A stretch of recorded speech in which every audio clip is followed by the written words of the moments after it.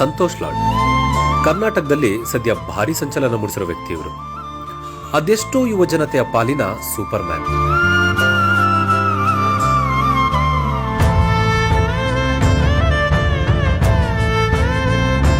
ದೇವರು ಯಾವುದೋ ರೂಪದಲ್ಲಿ ಬಂದು ಕಷ್ಟದಲ್ಲಿದ್ದವರಿಗೆ ಸಹಾಯ ಮಾಡ್ತಾನೆ ಅಂತಾರಲ್ಲ, ಸಂತೋಷ್ ಲಾಡ್ ಅವರು ಮಾಡ್ತಿರೋ ಸಮಾಜಮುಖಿ ಕೆಲಸಗಳನ್ನ ನೋಡ್ತಾ ಇದ್ರೆ ಈ ಮಾತು ಅಕ್ಷರಶಃ ನಿಜ ಅನ್ಸುತ್ತೆ.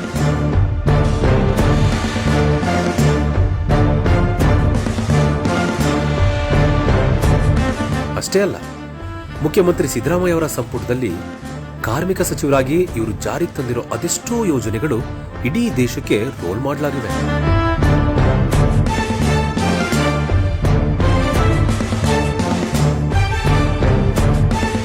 ವಿರೋಧಿಗಳಿಗೆ ಇವ್ರ ಮಾತುಗಳಂದ್ರೆ ನಡುಕ, ನೊಂದವರ ಪಾಲಿಗೆ ಇವರೇ ಭರವಸೆ.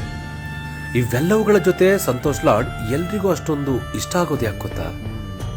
ಅದು ಈ ಮನುಷ್ಯನ ಹತ್ರ ಇರೋ ಒಳ್ಳೆತನ, ಆಡಂಬರವಿಲ್ಲದ ಸರಳತೆ, ಎಲ್ರನ್ನ ತಮ್ಮವರೇ ಅಂತ ಭಾವಿಸೋ ಆ ದೊಡ್ಡ ಗುಣ.